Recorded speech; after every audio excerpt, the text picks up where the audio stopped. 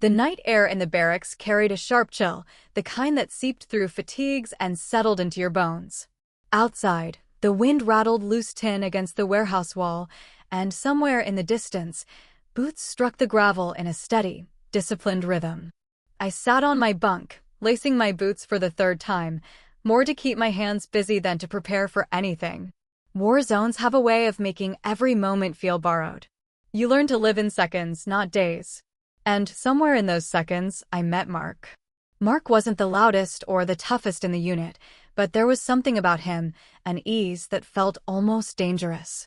His uniform always looked like it had been pressed just an hour ago, his voice low and calm, his eyes scanning a room like he was memorizing every face for later. We first spoke during a night watch, when the cold was biting through our gloves and silence had started to feel heavier than the darkness around us. "You're the new guy," he said without looking at me, eyes fixed on the empty road.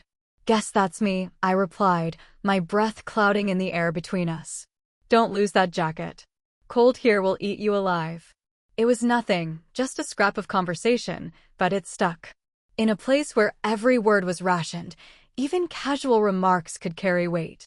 Over the next weeks, our paths crossed in the mess hall, during training drills, and in the brief lulls before deployment orders came down.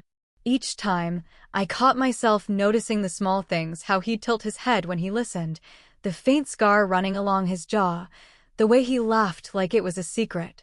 We were bound by the same unspoken rules that hung over everyone in uniform. Keep your head down, follow orders, don't get too close to anyone.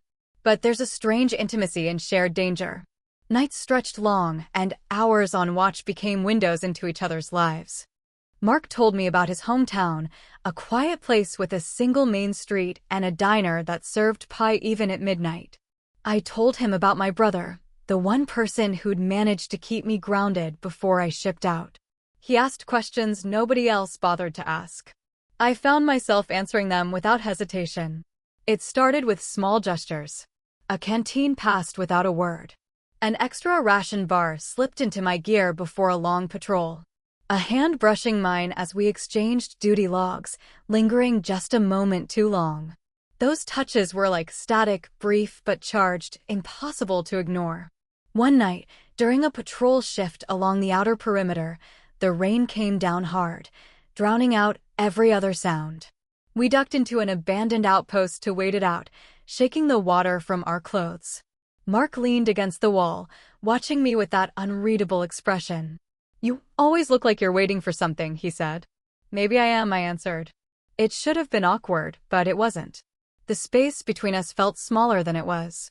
I could hear my own heartbeat over the rain, and when he reached out, brushing wet hair from my forehead, it felt like the most natural thing in the world. His touch lingered, and then, just as quickly, it was gone. The moment passed, but something had shifted.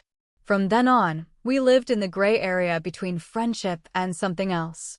Every shared glance felt like a risk.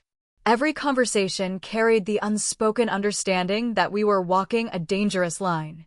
The military wasn't just about orders and missions, it was about control, and control didn't leave space for people like us to exist openly. Weeks blurred together. Missions came and went. Between them, we carved out small pockets of time, stolen conversations in the supply tent, a quick squeeze of my shoulder as he passed in the hall, a note folded inside my gear with nothing more than a single word, "safe." It was enough to keep me steady, to remind me that even in the middle of chaos, there was something worth holding onto. But as much as I tried to keep my focus on the mission, I started to notice changes in him. Some days he seemed distracted, eyes darting toward the door whenever someone walked in. Other times, he'd disappear for hours without explanation, returning with that same calm face, but avoiding my gaze. I told myself it was just the job. We were all under pressure. We all had things we couldn't talk about. Still, doubt has a way of creeping in, especially when you've let someone close enough to see you without your armor. I caught myself replaying moments in my head, searching for signs I might have missed. The thought that he could be hiding something felt absurd, until it didn't. One evening, as the sun dipped low and turned the base gold, I found him outside, leaning against a vehicle, speaking into a small field radio. His voice was softer than usual, almost tender. I froze just far enough away not to be noticed, but close enough to hear fragments. Words I'd thought were ours, words he'd once whispered to me, were spilling out to someone else. I should have walked away right then, but I didn't. I stood there until he signed off, tucking the radio into his jacket like nothing had happened. When he finally saw me, his expression flickered surprise, maybe guilt, but he covered it fast. "Long day?" he asked, as if we were just two soldiers making small talk. I nodded, forcing a tight smile. My stomach churned. That night, I lay awake in my bunk, staring at the ceiling, listening to the steady breathing of the men around me. The air felt heavier than usual. The space beside my bed, where he sometimes sat during late-night talks, was empty. For the first time since we'd met, the quiet between us didn't feel safe. It felt like the start of something breaking. I didn't know it then, but the days ahead would pull us further apart than the battlefield ever could.